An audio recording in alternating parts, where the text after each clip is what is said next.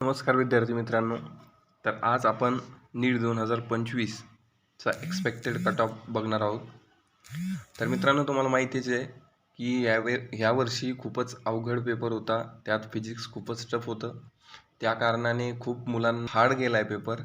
अक्षरशः काही मुली रडल्यात, मी स्वतः बघितलं आहे. बट मित्रांनो, पॅनिक होण्याची गरज नाही आहे, कारण की हा पेपर आपल्यालाच अवघड गेलेला आहे असं नाही आहे. जो सगळ्यांना जसं होतं ना तसंच आपल्यासोबत होत असतं. सो टेन्शन घेऊ नका आणि पॅनिक होऊ नका. कट ऑफ मागच्या वर्षी जसं 600पर्यंत, 600ला पण एक शाश्वती नव्हती की MBBS भेटेल. ती शाश्वती आता 500च्या जवळपास सुद्धा आहे. त्यामुळे पॅनिक होण्याची गरज नाही आहे. तर चला तर मित्रांनो, आपण बघूयात की एक्सपेक्टेड कट ऑफ सगळ्या कॅटेगरी वाईज. तर मित्रांनो, कॅटेगरी फर्स्ट आपण जनरल बघू. जनरल कॅटेगरीमध्ये मी एक मार्क रेंज सांगणार, त्यानुसार एक 5-10 मार्कांनी खालीवर होईल. तर मार्क रेंज आहे जनरल कॅटेगरीसाठी 510 ते 490. ह्या रेंजमध्ये जे मुलं आहेत ना, त्यांनी पॅनिक होण्याची गरज नाही आहे. एकतर 515 ते 495 एवढंच खालीवर होईल, बाकी नाही. त्यानंतर आपण OBC कॅटेगरीच्या विद्यार्थ्यांसाठी बघूयात.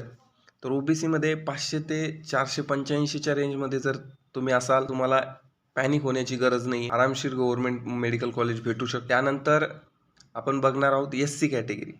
तर SC कॅटेगरीचं मित्रांनो 430 ते 420 या रेंजमध्ये जे बिलॉंग करत आहे त्याचा नंबर आरामशीर लागू. हवा तर 15-20 मार्कांनी SC कॅटेगरीचा कमी सुद्धा होऊ. देन लास्ट बघूयात तर ST कॅटेगरी. तर ST कॅटेगरीचं मित्रांनो 410 ते 400च्या रेंज, हा 390 पर्यंत पण खाली जाऊ शकतो. त्यामुळे ST कॅटेगरीच्या विद्यार्थ्याचे 390 ते 400, 410च्या रेंजमध्ये आहेत, त्यांनी पॅनिक नाही व्हायचे. तर मित्रांनो, हा एक एक्सपेक्टेड कट ऑफ मी सांगितला आहे. याच्यात हा असाच असेल असं नाही, थोडा 5 ते 10 मार्कांनी खाली किंवा वरती होऊ शकतो. आता जेवढं काय तुम्ही केलाय अभ्यास, तेवढं तुम्ही त्याच्यात टाकलेला आहे. सो टेन्शन घेऊ नका. व्हिडिओ लवकरच आपल्या चॅनलवर येईल. आपल्या चॅनलला सबस्क्राईब करा आणि आवडला तर लाईक देखील करा.